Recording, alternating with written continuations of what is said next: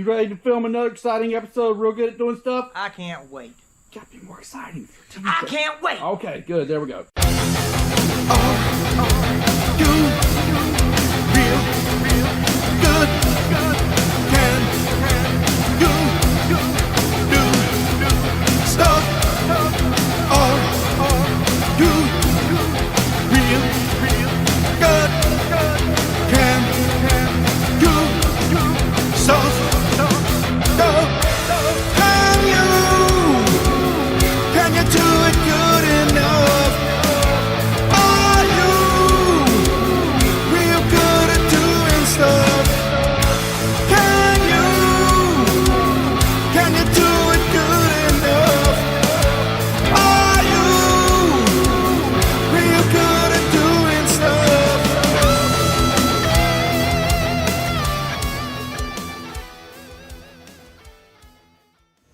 Right. Okay, well that would bring me to another question, the age-old question, to Stator or not to Stator? You mean Sprag? Yeah, Sprag. Sprag. To Sprag or Okay. not to Sprag? Mechanical Right. diode. You know, I've heard over the years some people have the idea that, well, this one had a Sprag in it and my 60 foots were quicker. And I'm like, no. If a Stator does its job, it don't rotate backwards. If a Sprag does its job, the Stator does not rotate backwards, just like it's Spragless. Right. Now, on top end, it is always the thought that you're going to suffer if that Stator does not rotate forward with the rest of the mass. I would say in enough time you would see some heat because of that. But this design that I have developed here does not perform as well, even on top end at 9,500 or 10.5, whatever RPM. If its Stator sets still, because it is Spragless, it controls the direction and the angle the fluid is going to go into the pump. And I have to get into a sticky subject that I'm not. Feel free to explain everything that goes on within my Stator. The reason that it actually will produce more mile an hour without a Sprag. Without a Sprag. Without a Sprag. It's Yeah, just, and just for personal experience, we don't hardly ever use Sprags in our stuff. it's a weak link. It's another thing to break. Yep. And, you know, there's some guys that use them, you know, but The best Sprag out there is a mechanical diode, no doubt. Right. They're very expensive. I've seen them fail. right, I've never seen a Spragless application fail. right, yeah. Now, I don't think I've ever tore up a single one of your converters, period. Which is saying something, because I've used a lot of your torque converters. All right.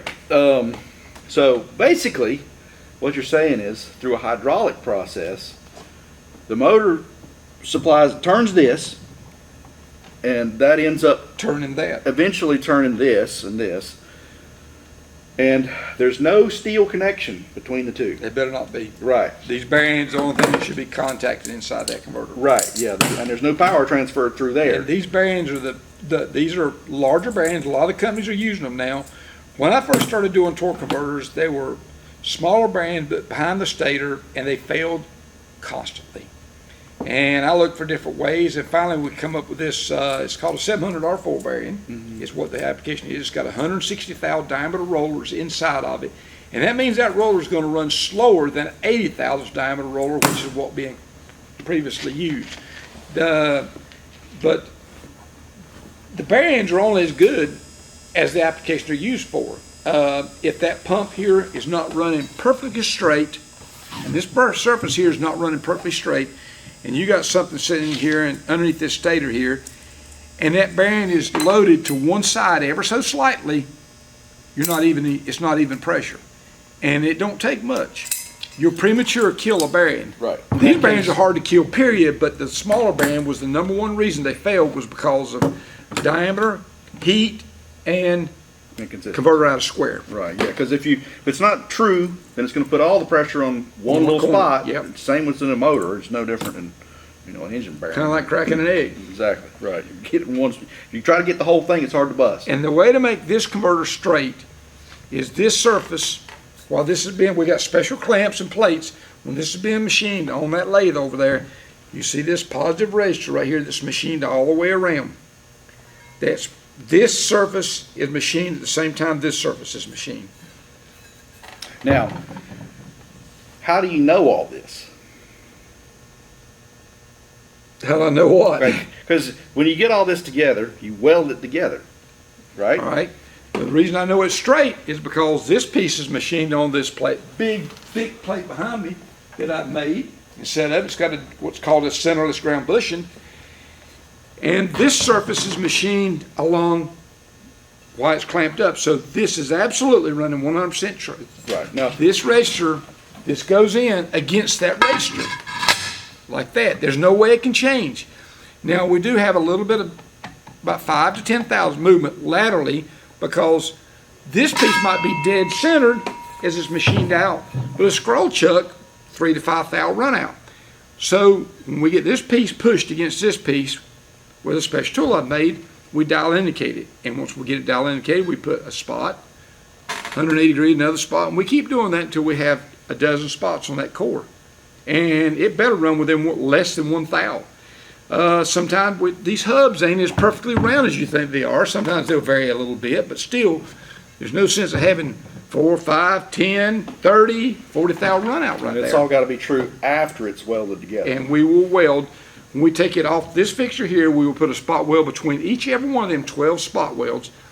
We will TIG weld from one spot to another, go all the way to the other side of the core, do the same thing, 90 degrees, TIG from one spot weld to the other, 180 degrees. We can continuously diagonally oppose the welds on that converter, 24 start and stops, before it is all finished.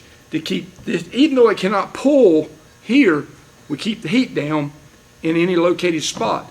Same way I do with these fins. When I TIG these fins, I'll TIG one out here, move, skip 3, TIG another one, skip 3, TIG another one. And it just keeps the heat from binding up in one place. Even the flange hub that goes in the back here, there's multiple spots that we start and move back and forth on everything that we do to try to reduce the amount of deflection. So what you're saying is it's a time-consuming process. I just seen the other day that someone was selling one of the machines that will cut a converter and we'll put it back together. It makes one continuous buzz all the way around. You take off and a balancer there. But anybody that's done welding for a living knows that this is something over 40 inches in diameter around this core here. And it's 140, 160 thou thick at its best right here. And on the way it's normally done, there's nothing to stop this core from pulling closer or moving. There's a lot of loose there.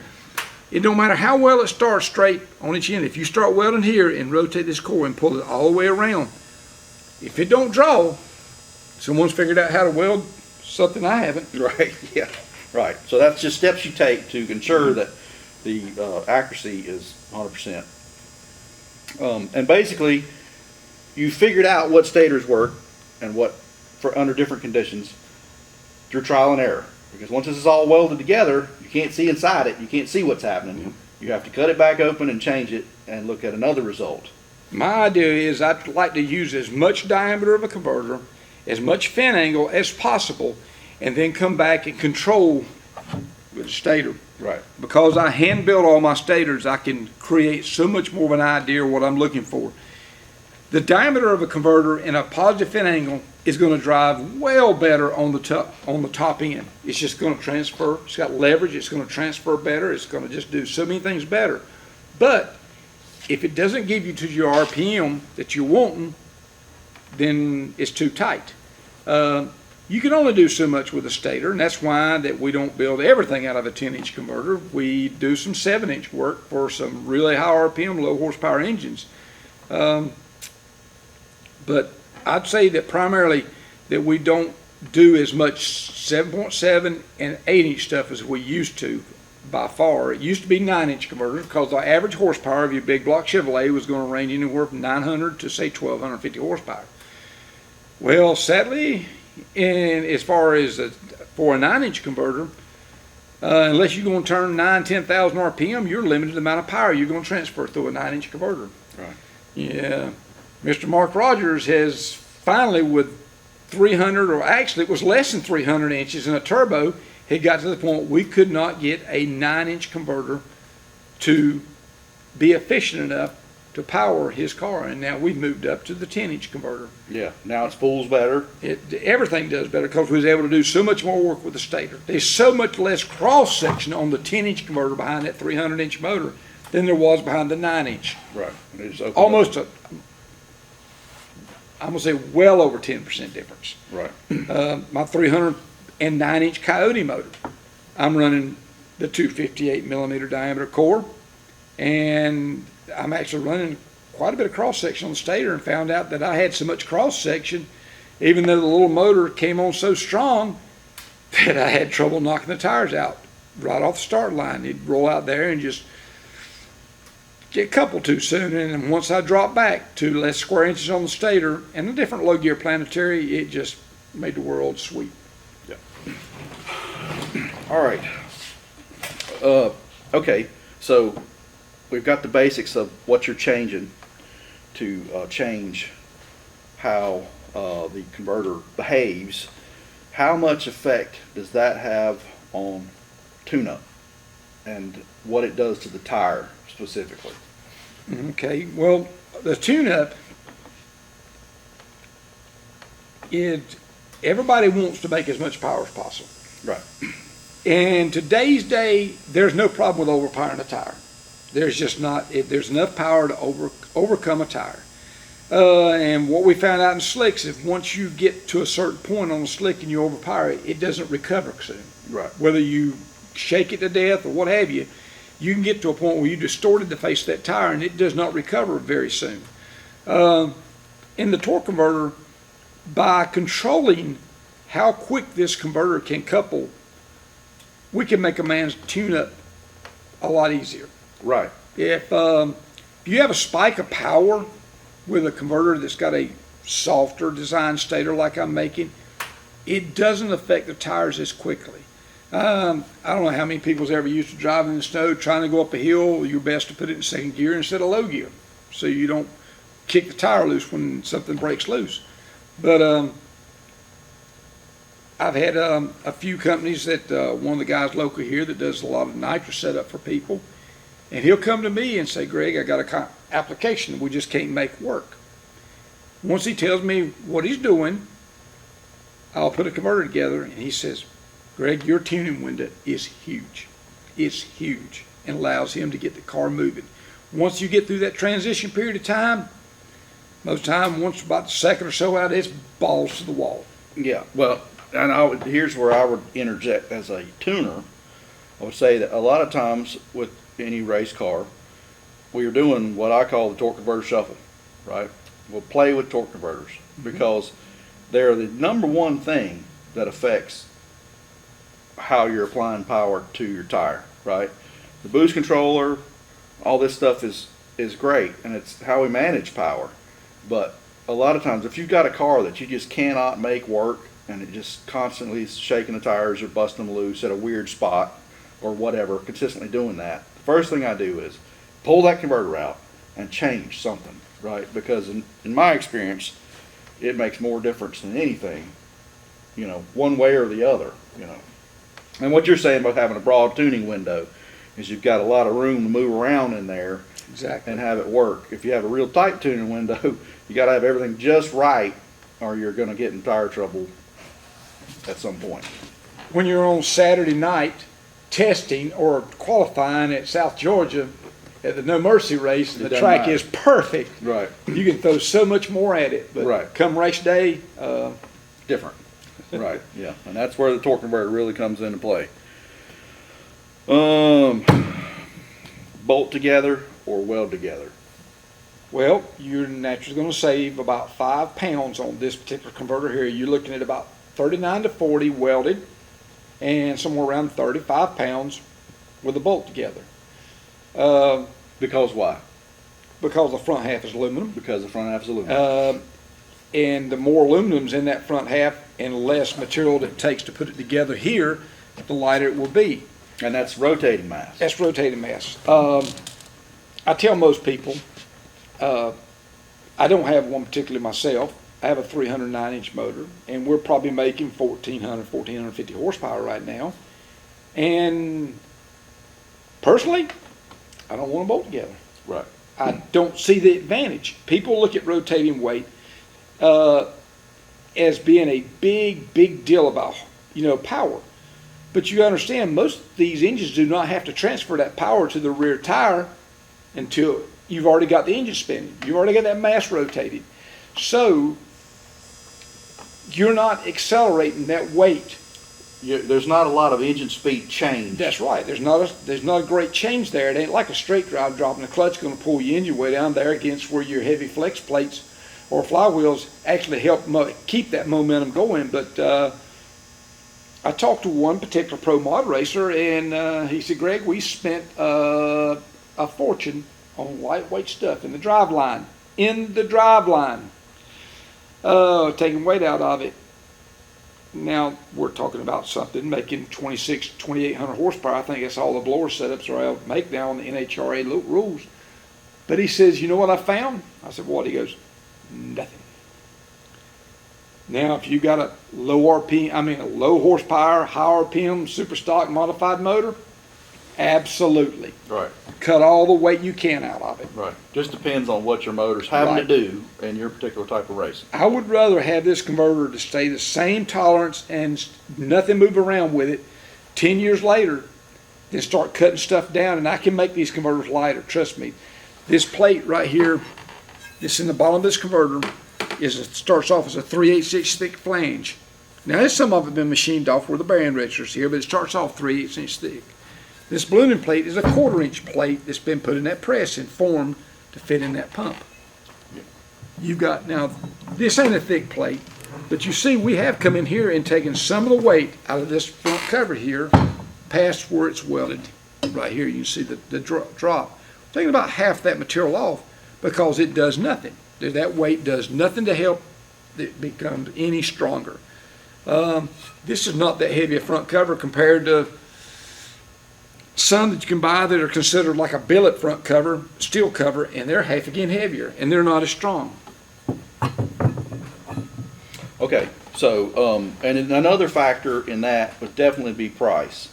The weld together, generally speaking, is considerably cheaper. Well, yeah. Right, so I tell my customers, depends on the customer. Like, if they're a guy that's looking for every last little bit of ET and they're going to be class racing this, that, and the other, then they definitely may want to bolt together because we're going to be doing a lot of stator swapping or whatever, right? Yes. And then if it's a guy who's maybe not that hardcore about it or a street car or whatever, then you probably definitely do not want to bolt together. Now, in different applications are a lot more sensitive.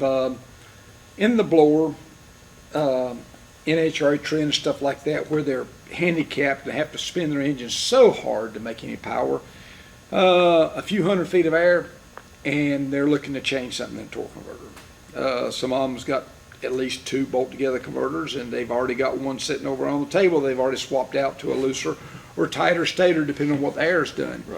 Right. In other applications, and I don't want to take, I don't want to shoot myself as far as business, but I had one particular top sportsman racer. He's very good, won championship before. 632, 665, 800 plus inches. He's still running the same bolt together converter, same pump, same stator. Right.